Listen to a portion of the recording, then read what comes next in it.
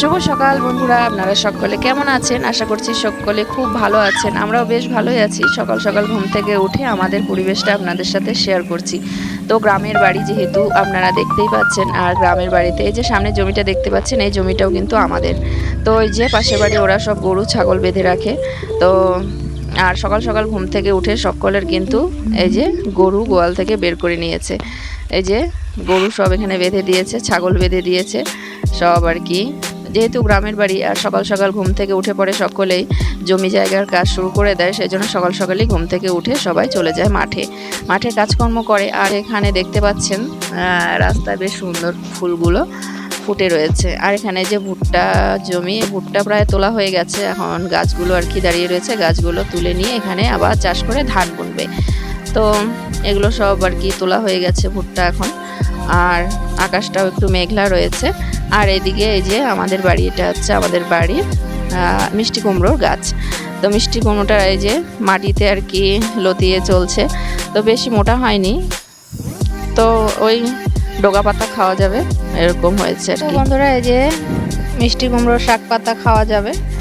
তো চলুন, এখানে এই যে আমাদের গ্রামের সুন্দর ঢেঁড়স গাছগুলো দেখুন, সবুজ একদম সুন্দর হয়ে আছে। গাছগুলোতে প্রচুর ঢেঁড়স ধরেছে। একদিন পর একদিন আর কি এই ঢেঁড়সগুলো তুলতে হয়। একদিন পর একদিন তুললেই কিন্তু বড় হয়ে যায়, সেই জন্য একদিন পর পরই আর কি ঢেঁড়স তোলা হয়। তো চলুন, আমি ঘুম থেকে উঠে পড়েছি, দেখতেই পাচ্ছেন। তো বাপের বাড়িতে একটুখানি দেরি করে উঠলেও কেউ কিছু বলার নেই। তো ভাবি যে একটুখানি দেরি করেই ঘুম থেকে উঠবো, কিন্তু না, প্রত্যেক দিনই সকাল সকালই ঘুম ভেঙে যায়। আর ওইদিকে মনীষণা যেহেতু ঘুমিয়ে থাকে, সেই জন্য আমি একটু সবাইকে আর সবার সাথে দেখা সাক্ষাৎ করে আসি। এক একদিন এক এক দিকে সবার সাথে দেখা করতে যাই। আর আজকে রাতে আর কি বৃষ্টি পড়েছিল, সেই জন্য এই যে বারান্দাটা আর কি জলে ভিজে গেছে, অল্প অল্প জল রয়েছে। সকাল সকাল কিন্তু বেশ রোদও উঠে গেছে, সেই জন্য শুকিয়েও গেছে। এখনও কেউ ঘুম থেকে ওঠেনি, আমি ঘুম থেকে উঠেছি। উঠে আপনাদের পরিবেশটা দেখিয়ে দিচ্ছি, বেশ ঠান্ডা স্বস্তির পরিবেশটা। কিন্তু এই যে রোদ উঠছে, তো বেশ গরম পড়ে যাবে। তো আজকে ঘুম থেকে উঠে বারবার মনে হচ্ছে যে এই তো দিন তো বেশ ভালোই কাটালাম, অনেক কটা দিন। তো এখন বাড়ি ফেরার পালা। তো আজকেই আমার বাপের বাড়িতে লাস্ট দিন আর কি, আগামীকালকেই আমরা চলে যাব।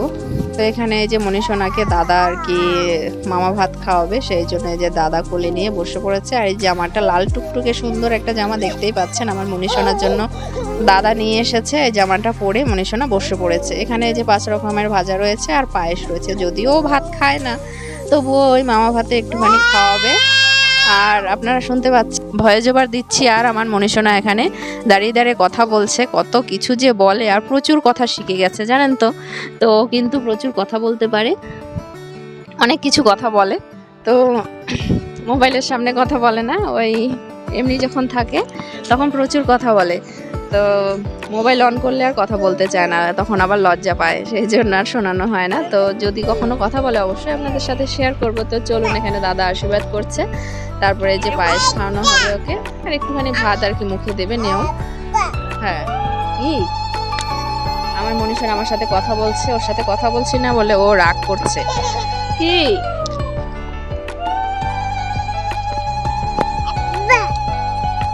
তো বন্ধুরা, এখানে এই যে আমার মনীষণাকে দাদা আশীর্বাদ করে নিল, তারপরে ওকে খাইয়ে দেবে। আর এখানে যে হাত থেকে ফুল পড়ে গেছে, সেই জন্য ফুলগুলো আর কি তুলে দিলাম। তো আমার মনিকে জামাটা কেমন মানিয়েছে অবশ্যই জানাবেন বন্ধুরা। এই যে দেখুন, এটা হচ্ছে আমার দাদা, তো ওকে খাইয়ে দিচ্ছে এখন। তো বন্ধুরা, বেশ কয়েকটা দিন বাড়িতে আর কি কাটালাম, বেশ ভালো লাগলো। এখন যাওয়ার পালা, মনটা ভীষণই খারাপ লাগছে। আর আমার না এখানে আসলে আর যেতে ইচ্ছে করে না জানেন তো। তো কি করব, বিয়ে যেহেতু দিয়েছে অবশ্যই যেতে হবে। আর সোনাদের স্কুল রয়েছে, তারপরে আমার বড় মেয়ের স্কুল টিউশন সব বন্ধ যাচ্ছে, কিন্তু আমার যেতে ইচ্ছে করে না। যাওয়ার সময় আমার যাওয়ার দিন আসলে আমার ভীষণ খারাপ লাগে, ভীষণই কষ্ট হয়। আর মনে হয় যে কেন যে বিয়ে দিয়েছে, বিয়েটা না দিলে মনে হয় খুব ভালো হতো, তাহলে এখানেই থাকতে পারতাম। তো ভীষণ কষ্ট হয়, কি আর করব। তো চলুন বন্ধুরা, যেতে ইচ্ছে করে না। তো কিছু করার নেই, যেতে তো হবেই। তো চলুন, আমার মনীষণাকে যে খাইয়ে দিল, এখন একটুখানি জল খাইয়ে দিচ্ছে। তো ও তো এখনো ভাত খায় না, সেই জন্য ওই 2-1টা ভাত ওর মুখে দেওয়া হয়েছে। তো আবার কবে আসবো না আসবো কে জানে। এবার কিন্তু প্রায় 1.5-2 বছর পর আসা হলো। তো আবার কবে আসবো কে জানে। আর আজকেই হচ্ছে আমার দাদার বড় মেয়ের এই যে জন্মদিন ছিল। দেখতেই পাচ্ছেন, এই যে ও সেজেগুজে এখানে কেক কাটছে। আর কেক হচ্ছে 2টো নিয়ে এসেছে। তো কয়েকজনকে নেমন্তন্ন করা হয়েছে, অনেকেই এসেছে। তো সবাই মিলে আর কি এখন আনন্দ করছে, গান করছে ওইদিকে। তো ওখানে খাওয়া দাওয়া করতে করতে একটু রাতই হয়ে গেছিল। তো খাওয়া দাওয়া করে তারপরে বাড়ি চলে এসেছি। এসে যে মশারি টানিয়ে নিয়েছি। আর দেখুন এখানে যে ঘরে কত প্রজাপতি এসেছে। তো এই যে একটা, আর মশারির উপরে একটা দেখতে পেলেন, বেশ সুন্দর। তো মশারি টানিয়ে আমরা ঘুমিয়ে পড়েছিলাম। তারপরের দিন এই যে সকালে উঠে আমি আর কোনো ভিডিও করিনি, কারণ আমার ভীষণই খারাপ লাগে যেদিন আমি চলে আসি, সেই দিন আমার মনটা খুব খারাপ লাগে, সেই জন্য আমি ভিডিও করতেই চাই না। ওই বড় মেয়ে যদি একটুখানি ভিডিও করে তাহলে করে, নয়তো আমি তো ভিডিওই করতে চাই না।